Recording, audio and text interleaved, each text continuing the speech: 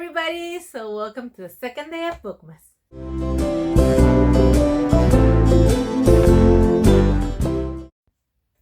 Everybody, welcome back to my channel. My name is Sofia, the Bookish Floor, and today we're gonna be talking about the second book of the Bookmas challenge.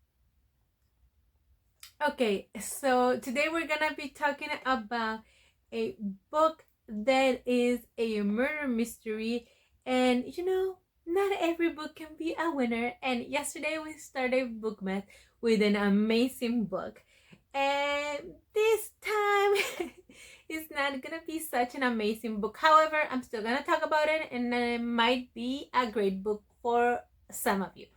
Now, whenever I talk about books, if you've been here for a while, I don't like to be super incredibly judgmental or critical unless they're like really badly written and there's something like inherently wrong with them and sometimes they are in the messaging or in the way that they really are poorly written. However, when it comes to taste, there are different tastes. So there is a difference between not liking a particular genre or a particular book or a particular message that their book or the writer is trying to convey, which can be because of taste or certain ideas that we don't vibe with. They are not necessarily harmful. And then there's definitely some harmful ideas or some badly written books based on grammar or whatever it is. Definitely things like that, like difficult ideas or messaging people should get behind. So those books, I'm either not gonna read them for starters, or I'm not even gonna talk about them, or unless they're incredibly problematic, I will come and talk to you guys about that particular fact and maybe not even mention the author's name, or if it's something problematic that a lot of people are talking about, we're gonna know the particular author's name and stuff like that, and it's gonna be a bigger discussion. However, when it comes to taste, we're simply gonna discuss, hey, this is not my type of book, but it might be yours. So that's mostly what I do when I talk about a book that I don't like. I am not gonna bash the author, I'm not gonna bash the genre, I'm not gonna bash you, the reader, who loves this particular genre or type of writing or whatever, because tastes are different. And if I'm not into a book, that doesn't mean you're not gonna be into it. Or if I'm not into a book or genre or type of writing right now, that doesn't mean I'm not gonna be into it later on in life. So people change and tastes change, and just because I don't like something at a certain point, that doesn't mean I won't like it later, or it doesn't mean there's something wrong with me or there's something wrong with you for liking it. So disclaimer out of the way, this particular book wasn't my cup of tea. So this book is called Murder at Mystic River, and I'm gonna put it right here because I'm blanking on the name, but I'm pretty sure that is the name. But just in case I'm not, here it is. I'm always gonna put the book right here anyways, in case I'm messing up the title. Usually when I come here, I always somehow forget the title of the book, but it's gonna be right here.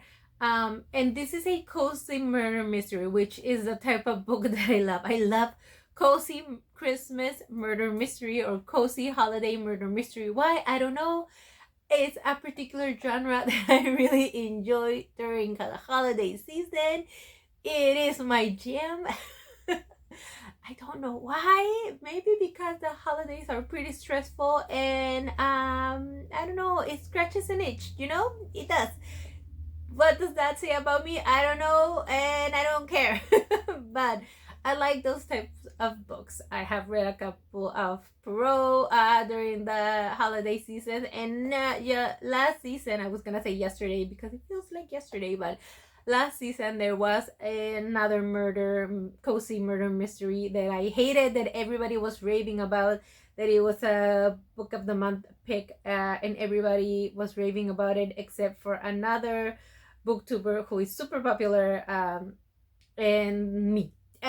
So yeah, neither of us liked it, and I don't know if it was just an us thing or I don't know what happened, but yeah. And this is another one of those. However, this one is not on any and no, I don't think anybody's gonna be talking about it because again, I found it on Storytel, and I think this is one of those particular books that are kind of like one of those that is self-published or very indie published, not very well known. I don't think so. It is, I think, part of a series, so I think it does have like a niche audience. So if you know it, that's amazing. Good for her, the writer, and good for everybody who listens to it. It is not particularly bad or anything. It just, again, wasn't exactly for me. And I think it's very niche because I've never heard of it before. And the cover is very funny. It's like a gingerbread cookie with it seems very Shrek-like. So I thought it was gonna be like super cozy. So yeah. So anyways, let's just get into the book.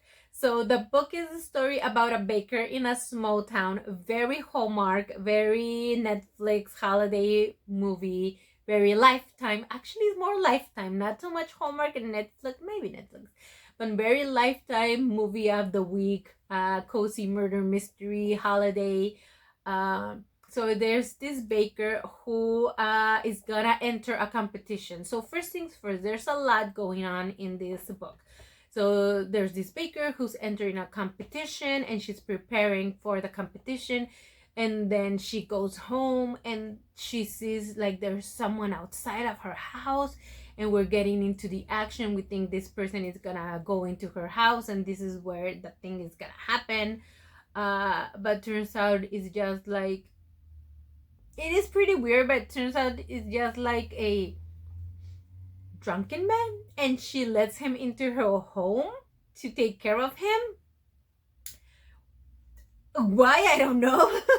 Which is already idiotic for a main character to do. It seems like she knows him. I think she does. No, she does. I just remember the plot.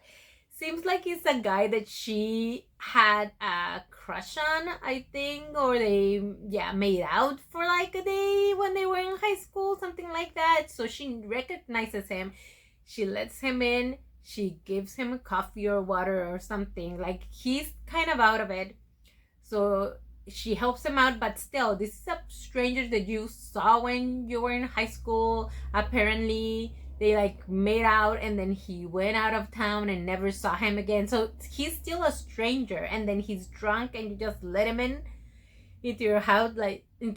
This is like all kinds of red flags over here. Girlie has zero survivor skills, because I wouldn't let a stranger into my home even if I had a crush on him, like when I was in high school. Like, red flags all around. But anyways, so that happens.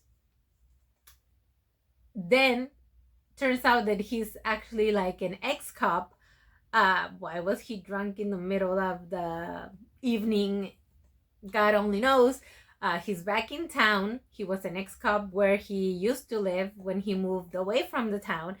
And then one of the people who was her biggest competition in that baking show thing that they host every year that she's entering, he's the one who's dead. So no spoilers there, because that's how the story starts. And she's the biggest suspect because she's his competition, right? And he's the one who's dead. So everybody thinks that she probably had something to do with it because she wants to win the baking competition. So that's the cozy mystery. So the whole book is about her trying to clear her name, that small town kind of looking at her suspiciously, but not really, because she's really sweet and really nice, and she's trying to do this gingerbread house or gingerbread thing or cupcakes, or I don't even remember. So the whole point is about that, but also her connecting again with this guy who she used to like, who is an ex-cop. We don't know why he's an ex-cop. He's not a cop anymore, but he's not a cop. But he's trying to clear her name, but he's also kind of a drunk. So he's not looking like the biggest green flag, but neither is she, you know. So I mean, so that's the story there. And then they kind of like each other, but not really. She kind of thinks that he kind of likes her, but not really. He gets phone calls from a girl, I think from like his past, so she's not sure if he's available. Because sure, why wouldn't you go for a drunk ex-cop? Because he used to be cute in high school. Like, girl, get it together. You might go to jail.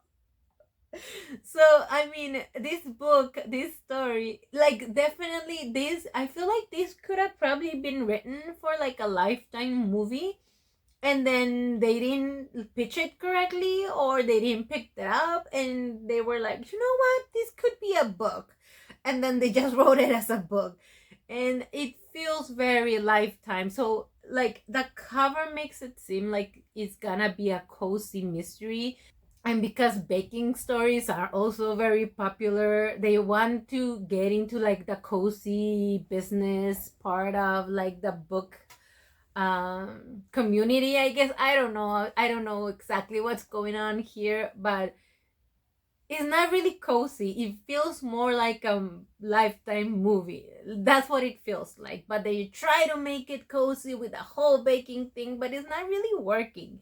It's grittier, it's more like a mystery, and again, it has this grittier sense that it doesn't feel cozy, and although who cares, right? Like, it's a murder mystery, it's supposed to be fun.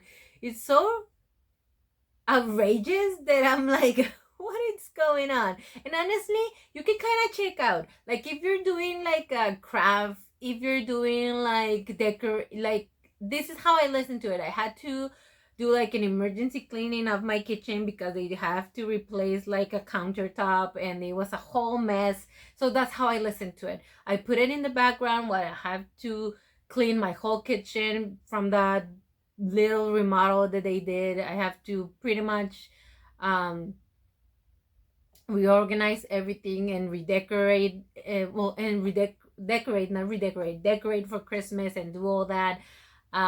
So that's what I did. I kind of put it as the background while I was doing a massive cleaning, and yeah, that's what I did. So I kind of was in and out of the story, but the same thing, like literally nothing happened and a lot was going on. Like, that's kind of the story. Like, the baking, the ex-girlfriend, the ex-boyfriend, because she also has an ex-boyfriend who is in town, and because she's getting like all these mixed signals from the cop, she kind of is also reconnecting with this other guy because no one can communicate. So there's parties and there's things going on because of the events, because she's still being questioned, right? But life goes on and she has to participate in the baking competition. So see, there's like a lot going on. Like, there's a murder being solved, but let's not stop the baking competition because one of the contestants was murdered. So there's a lot of stuff going on, and then nothing goes on with the progress of the case. So anyways, put it in the background, have a jolly old time. It's like having a Lifetime movie playing in the background. I was like, just listen to it, just let it be, let the story be what it is. It doesn't need to be something like deep or anything, just a fun time while you do whatever task you're doing at home. If you're doing it again, like a craft, like like baking, or like decorating for Christmas or something, and you wanna listen to like a Lifetime movie type of book, this is a great thing to have there. You can kind of be in and out of the story. It's not gonna be like a great story, like a great book that is gonna be life changing, but it's entertaining. If you want something to be entertained, this is gonna be entertaining. I did not like the ending, again, because this is a cop, and there's a backstory with the cop, why he left town, why he had a brother who lived in another state, and when they were in high school, they did date for a little while. He ended up leaving because his brother was, I'm gonna spoil, okay, I'm gonna put the spoiler here if you guys don't want to know about the spoilers, but once I get into the spoiler part, I'm gonna put the thing right there. So he ended up leaving because his brother was in an accident, and he went to see what happened to the brother and see what he can do about it, and he never came back. So he became a cop and kind of was looking for justice that way. So here we go with a spoiler. Turns out he was looking for revenge and not actually justice. So he ended up getting his revenge, and that's why he ended up losing his job as a cop. I think that if you're gonna write the story with the love interest that we're supposed to be rooting for, and he ended up being like a cop who took up revenge on someone, like, you're supposed to protect. And the first time we see him, he's drunk. The girl is afraid of him. Then, whoa, because she knows him from high school, she lets him in. But us in real life, we know that's a huge red flag. That girl hasn't seen him in like 20 years, maybe 10. I don't know. I don't remember how long. But still, that's a red flag. You don't let in a drunk stranger into your home. Like, we're all thinking this girl is crazy, like zero survivor skills. And then at the end, we learn that he did that as a cop. Like, and then we're supposed to be rooting for them to be together and be happy. Like, for me, that was like the straw that broke the camel's back. Is that what it is? I don't know if that's the actual saying, but like, that was insane. Like, how am I supposed to be rooting for these people? And her, like, her communication skills were horrible. They, like, kissing the other guy that just because she didn't know if he actually liked her. Like, that was very, like, juvenile of her. Still wanting to win the competition where your competitor was murdered. Like, there's bigger issues in the world, people are dying, Kim. It felt like that. Like, what is going on here? Like, this story felt really out of touch. It talked about certain things that are very delicate, and the main characters felt like very selfish in that moment. Like, they didn't care. Like, she didn't care that her competition was dead, even if he was a horrible person. Like, you have empathy for other people. Like, they had zero empathy for other people, and they seemed really selfish at the end, even when they seemed justified. Like, his revenge was on the people who whatever murdered his brother or killed his brother. I don't remember if it was an accident or it was on purpose, or how that circumstance ended up being. And then the competitor, maybe he was a jerk. I don't remember that part either. But either if or but, whatever it is, you have zero empathy for like the other people, and you're just selfishly wanting whatever it is that you want. And like, how are you supposed to root for these main characters? So it was really rough to get on board with them. The story was wackadoodle in the beginning. Like, I was willing to go for the ride and maybe ignore certain things in the writing, but at the end, when you learn that twist about the cop, it was, how are you supposed to make this like a good thing? Like, that was really hard for me. So I know this is one of those cases where I think the messaging wasn't great, and I wouldn't necessarily recommend it. I'm not sure, because I was so weaving in and out of the story, like connecting, disconnecting. Could be that I wasn't able to get something, maybe the remorse or something else that could give a deeper meaning. I could confess to that, because again, the story was so outrageously written and so crazy. And yeah, again, felt so lifetimey that I couldn't have my full attention. That some things could have escaped my attention again and not be there 100%, and maybe some redeeming qualities I wasn't able to catch. Sure, that could have happened. So I'm gonna leave it up to you if you guys want to go ahead and check it out. You have it right here.